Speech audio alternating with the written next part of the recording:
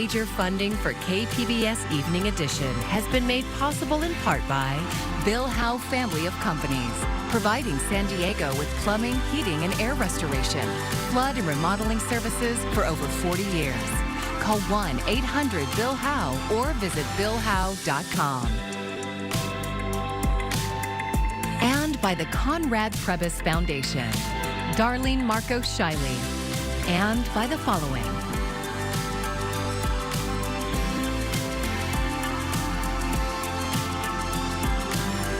And by viewers like you. Thank you. 1 year ago, San Diego was hit with historic flooding, but today, in the midst of a drought and red flag warning, firefighters were battling flames. Thanks for joining us. I'm Maya C. A brush fire in Rancho Bernardo prompted evacuation orders this morning. No homes were damaged, but one person was hospitalized with burn injuries. KPBS reporter Katie Anastas spoke to people who fled their homes. North County resident Carl Gunderson saw flames on the hillside near his house. Between the time that we saw the smoke and the time that we got the evacuation order on the phone was not very much time. So it was grab the dogs, grab some food and water for them, essentials, and get out the door. He and his dogs, Petrie and Duchess, evacuated to a parking lot in Carmel Mountain. Most evacuation orders were lifted by 1:30.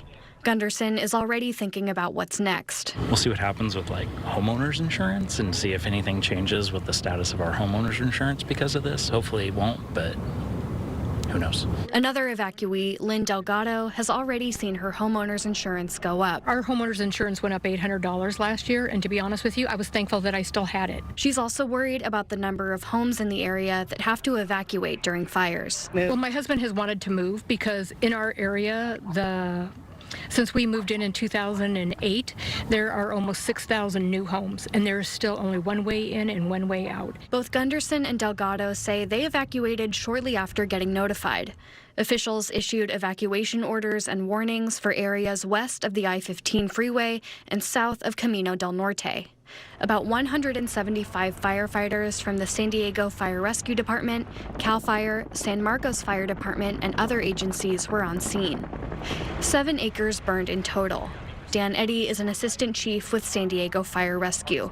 He says he had expected the fire to burn between 10 and 20 acres. I feel like when I came on the job 25 years ago, we had fire season, now we have fire year. We're in it all the time. And right now you look at our humidity, you look at our dryness that we have out here. I'm happy to hear that we have some rain coming this weekend, but this is something, just because we get a little bit of rain doesn't mean it takes us out of where we're at. 1 year ago today, I was standing in 6 feet of water, so in the floods that were going on. So we're in a totally different space right now. A red flag warning is still in effect through Friday morning for San Diego mountains and valleys. That means low humidity and strong winds. SDG&E has shut off power for parts of Poway. Parts of Rancho Bernardo are also at risk for public safety power shutoffs. The National Weather Service expects rain on Saturday night. Katie Anastas, KPBS News. Meanwhile, crews continue to make progress on the Lilac fire in Bonsall. According to CAL FIRE, it is 90% contained. Evacuation orders were lifted last night, but part of Old Highway 395 remains closed. The cause is under investigation. Well, with fire danger continuing tonight, there won't be any precipitation around. There will be some strong winds through the canyons and the passes, and we are tracking a few different wildfires. The newest that we've been tracking, that's a relatively large one up near Castaic Lake, but also there have been wildfires in San Diego County. The dry offshore wind continues through Thursday, so fire danger and red flag warnings will remain in effect through most of the day Thursday. There are big changes for the weekend involving some rain for some. Details ahead. On January 22nd last year, a powerful storm hit San Diego and caused catastrophic flooding in the neighborhoods surrounding Chollas Creek. More than 1,200 people were displaced. Many were low income and some lacked flood insurance. KPBS Metro reporter Andrew Bowen checked in on how the creek and the surrounding homes look today. So this room's my room. Oh, okay. Yes, I shared it with my cousin. So this would be like my side of the bed, and then he would get that side. Ashley Manzano walks me through her grandmother's home on Beta Street in Southcrest, where she was living the day the floods came 1 year ago. The house has been stripped down to the studs. The home itself was just a safe haven for, me and my family. So everyone was welcomed here. It is my grandmother's house, so if anybody needed a place to stay, we would, just come. January 22nd last year is seared into Manzano's memory. The rains came fast and heavy. When the water started coming up through the floorboards, she knew she had to leave. But the streets were impassable, so she fled to the neighbor's roof with her grandma, who's now 90 and has early-stage dementia. As I'm speaking to you, I'm kind of blocking some out, so my PTSD doesn't really take control over it, my mental state, I do work with a therapist over the flood as well, so I can only speak so much details before, it plays a more of a role, or it takes more of a toll in my head. The family's financial and health struggles have made for a slow recovery. They're grateful for the volunteers who have pitched in to get the house this far, but the family needs another $189,000 to fully restore it. They filed a claim against the city of San Diego for failing to maintain the storm drains, but it will likely be years before their case gets resolved. It flooded so quickly for a variety of reasons. One is that it has an outdated and inadequate storm drain system. Leslie Reynolds is executive director of Groundwork San Diego, a nonprofit that advocates for better stormwater infrastructure. We meet a block away from Manzano's house on the banks of Choi's Creek. And then it happened because the channel was constricted by overgrowth of vegetation and did not allow for the water to flow through. Today, this section of the creek is mostly clear. But there's a lot more work the city has to do to prevent another flooding catastrophe. The Choias Creek watershed is 25 square miles, stretching all the way to Lemon Grove. Reynolds says the city of San Diego is planning to upgrade the storm drains here, which she says is critical and long overdue. It's also planning a number of bioswales, depressions in the ground that can fill up with rainwater and relieve some of the pressure on the larger storm drain system. So we're very excited about turning this whole area into a sort of pilot project for nature-based water management and multiple benefits. If you're going to work on flooding in a community, you're going to have to work on heat and air and green spaces and all the things these residents are going to need as the climate worsens. Planning infrastructure improvements is one thing, but convincing voters to pay for them in the form of higher taxes is far from guaranteed. The city is $1.5 billion short of stormwater infrastructure funding, and we're very hopeful that we'll get a ballot initiative in 2026. Our residents even supported a sales tax increase very generously, unlike some other communities in the city, to try to build infrastructure for these kinds of assets. So I'm very hopeful we'll get a ballot initiative to make up that gap. Ashley Manzano's home on Beta Street was once a source of stability throughout her family's struggles. Without it, an uncle who was living in the home is now on the streets. She and her grandmother are still couch surfing. And what stresses me out is a little more, it's just, I kind of feel like we've been forgotten. I know we have the LA fires occurring, and I'm grateful that a lot of people have helped them. But I hope they don't forget about us, because we kind of were a little bit forgotten even when the flood occurred. So I just hope people help us, because we still need a lot of help as well. I mean, as you can see, my home, it still needs a lot of work. Andrew Bowen, KPBS News. The majority of San Diegans displaced by last year's floods didn't receive Housing Commission recovery funds. KPBS reporter Katie Heisen checks in with one survivor slipping through the cracks. It's been like the longest and fastest year at the same time. Jessica Calix escaped the floods with her son Chago and their ball python, Princess Peach. She lost everything else in her South Crest home. Dealing with a disaster like this, it really pushes you to your breaking point, you're always feeling like you're just one setback away from everything falling apart. A year later, they live in an RV. She never qualified for help from the Housing Commission because she left the county's hotel program early. The floods displaced more than 1,200 people. Less than half of them have received money from the commission. Assistance is now in Phase 2. Families who applied and weren't eligible for Phase 1 are now being considered. But that still excludes people like Calix, who never applied because they knew they weren't eligible. It's just all very dehumanizing, you know, and you have to fight so hard every day to like tell yourself that like you deserve better, and you know that it shouldn't be this hard. She still meets weekly with flood survivors. They talk about how the city could improve its disaster response. The amount of work that's still left to do is just, it's crazy, you know, but it's not too late. Katie Hyson, KPBS News. And one flower shop owner we met soon after the flood says business is blooming. Coming up, who she credits for keeping her business afloat. Around 1,500 active duty U.S. troops are being ordered to the southern border. They will help support U.S. Customs and Border Protection, but are not authorized for law enforcement activities like making arrests or seizing drugs. President Trump said that he will decide within 90 days whether to invoke the Insurrection Act at the U.S.-Mexico border. That would allow him to use active duty troops domestically for law enforcement. On his first day in office, President Trump announced the U.S. would suspend refugee resettlement effective January 27th. The administration has canceled all refugee flights, including those for people already vetted and approved to come to the U.S. The move took advocates by surprise. We've been really trying to keep Afghans informed, but the reality is it feels a lot like August 2021, where nobody knows what's happening. Veterans, advocates, Afghans are all freaking out, worried about the people that they love. Tens of thousands of Afghans who worked with the U.S. during its 20-year occupation have already resettled here since the fall of Kabul to the Taliban in 2021. The State Department did not respond to questions about future Afghan resettlement. Mayor Todd Gloria's State of the City speech focused on what the city could do in the so-called era of austerity under massive budget cuts.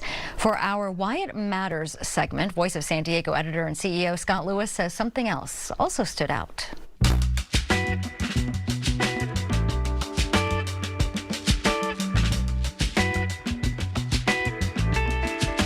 Last week, in his annual State of the City speech, San Diego Mayor Todd Gloria made something very clear.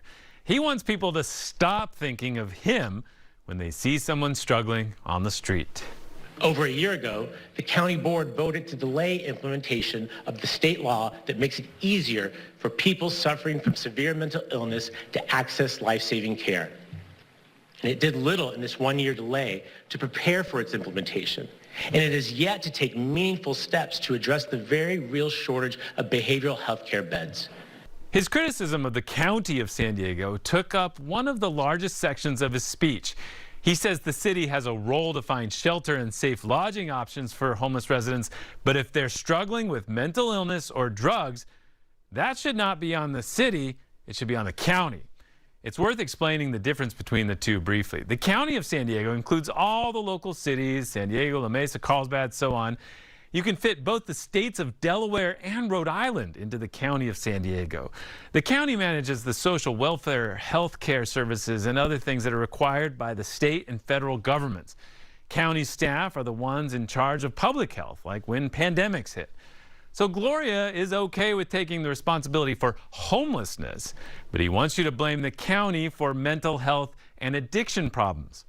The county is in charge of behavioral health treatment and public health challenges, and we are in the midst of a massive behavioral health and public health crisis. That feels like it's getting worse, actually. My fellow San Diegans, it is my hope that anytime you see a person on the street suffering from extreme mental illness or addiction, that you think of the county of San Diego and ask, when will they step up to provide the services they need to end this crisis once and for all?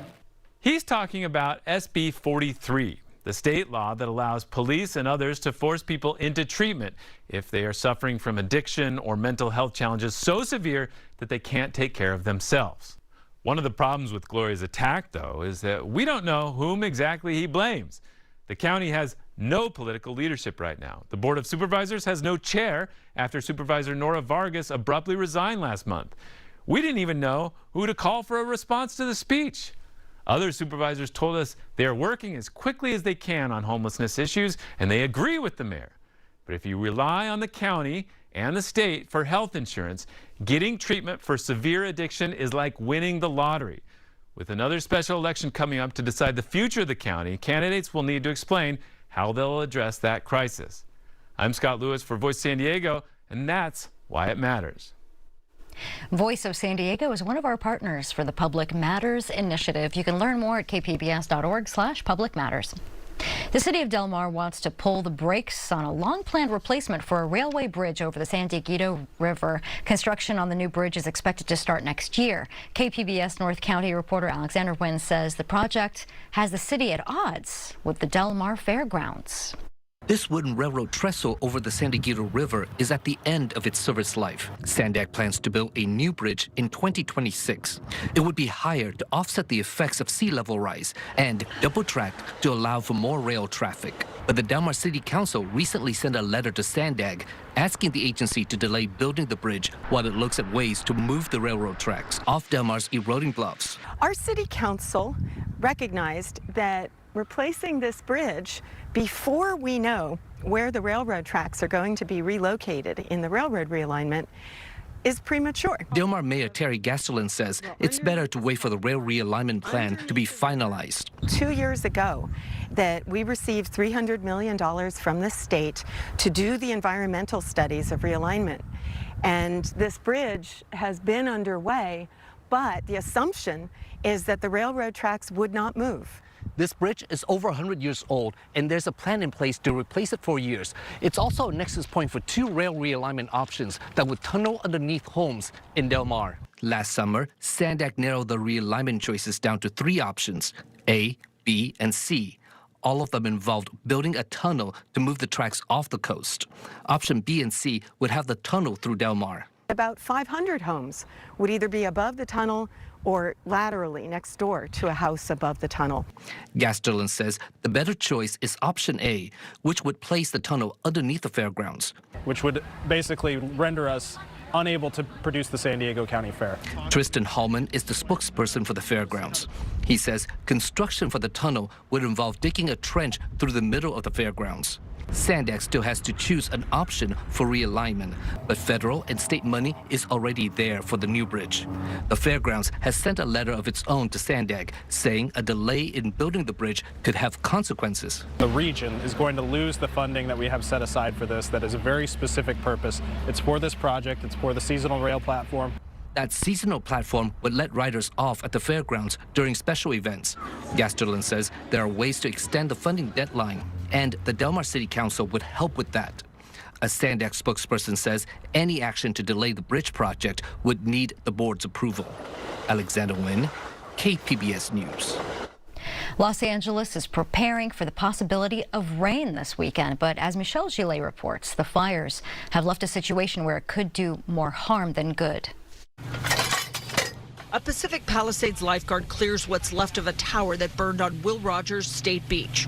A bit north at Topanga State Park, environmentalists put down jute netting to keep the ground from sliding, and these long straw wattles that are used for erosion control. Rain is forecast for the weekend. There's concern about unstable hillsides, toxic materials, and debris flow in the fire zone. Part of our mission is protect life, and property, and environment. And we're doing our best with the time that we have. And obviously, this area is it's affected by the fires, so it's going to be a lot more impacted by the rain.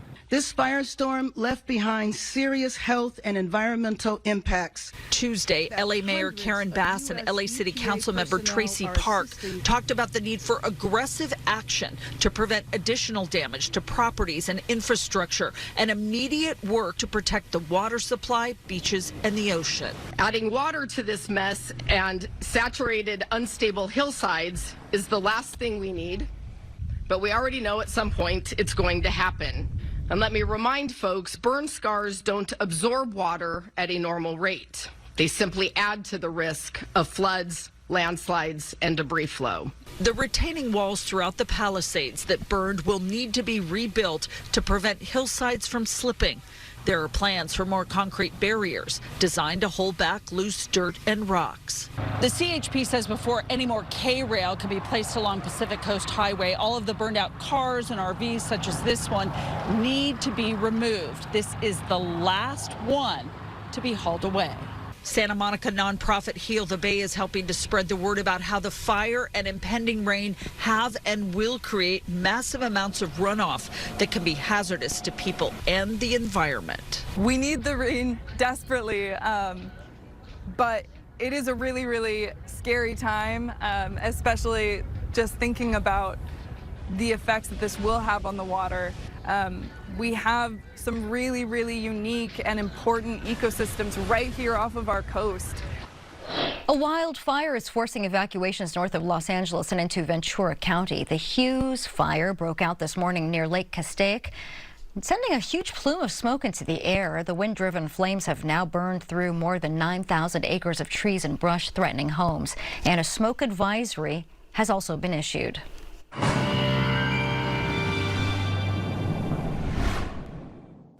We have a few big weather storylines, one involving fires and fire danger with the Santa Ana winds continuing to fan flames. There have been some active wildfires in parts of San Diego County, up into San Bernardino County and Los Angeles County. The Castaic fire, or the fire near Castaic Lake, has been a developing story in recent hours, and we're tracking several of these fires that will continue to burn into the day tomorrow. But we are very optimistic about rain. Finally, some rain and even mountain snow rolling in this weekend. Well, we're looking forward to that. We need a lot of that. 45 for your low tonight, clear and cool, but the winds will be active in the canyons and the passes. Tomorrow, still breezy out there. You can see that little wind icon. We'll be dealing with readings around mid-70s into San Diego, 70 into Borrego Springs. Mount Laguna, 48 degrees. But this dry offshore wind is still with us. No precipitation locally through Thursday or Friday, but the Santa Ana winds will be continuing through Thursday night, and by Friday morning this will be in decline. Now, this Santa Ana wind event is not as intense as others that we've recently experienced, but still, it's so dry out there. Gusts of 40 to 60 miles per hour. Some isolated canyons and passes may even see an AccuWeather local storm max wind gust up near 80 miles per hour. So for that reason, we're still dealing with these weather alerts here. A red flag warning for inland San Diego County through Thursday afternoon and evening, and some risk of fire continues into Friday morning. It will be in decline by Friday morning, but here you can see that we're dealing with the 2 out of 3 on the scale. So the orange, at least there's no red on the map, but still this is 2 out of 3 as opposed to where we have recently been at times with the extreme danger, 3 out of 3 in red. But look at this. This is what we're looking forward to. Finally, some rain rolls in. We're going to see some beneficial rain. A few tenths of an inch are likely in some areas. There will even be some snow into the mountains above 4,000 feet. So the coastal forecast, look at this. Finally, the wet season showing its face here in mid to late January, Saturday and Sunday. Showers and rain. We love seeing that. Inland areas. The forecast is also wetter this weekend. Into the mountains, we're going to find some snow. Flurries on Saturday.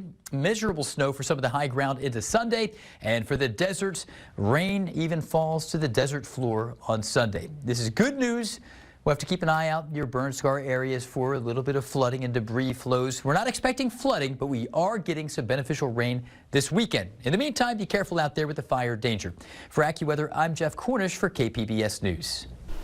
On January 22nd last year, Natalie Gill's business was closed for the day, but she went in anyway after hearing that floodwaters were rushing through her floral shop.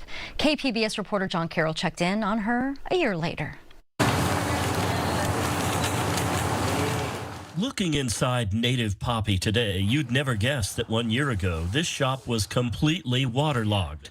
Natalie Gill got here about 20 minutes after the raging water made its way inside. When I walked into this building, there was still 2.5 feet of standing water in here. Thousands of dollars worth of flowers and other merchandise ruined. But there was no time for hand-wringing. The biggest day for florists was nearly upon them. We have Valentine's Day coming, and we need to operate for Valentine's Day, so it was all hands on deck to just kind of clean and get the supplies just needed for Valentine's Day. After a fairly successful Valentine's Day, Gill and her team had time to catch their breath and think about what was next. So we decided we were going to start looking to move because that would be in our best interests. But San Diego's sky-high rents put a move out of reach.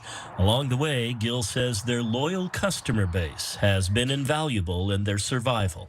It was really encouraging to know that our community is resonating with what we're doing and they want us to stick around. It just sucks that we have to like see that during a tragedy like that. Looking at native poppy today, it looks pretty much like it did before the flood, but the unseen damage remains. The knowledge that the creek could rise again and they could be right back where they were 1 year ago.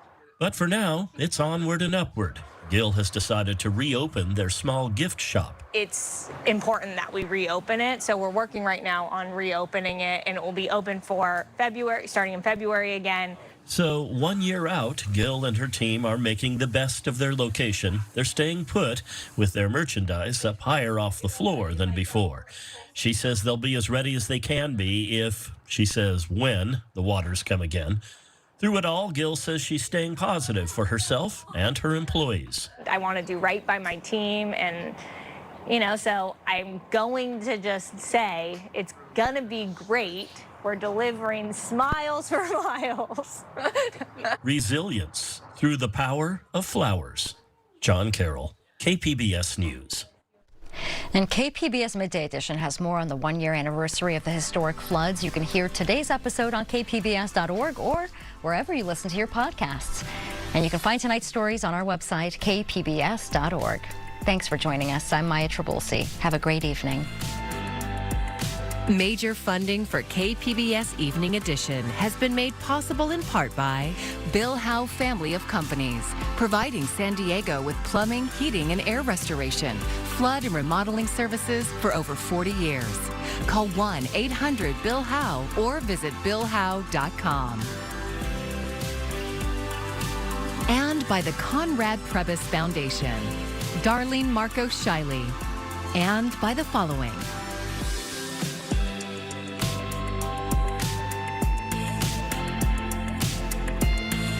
And by viewers like you. Thank you.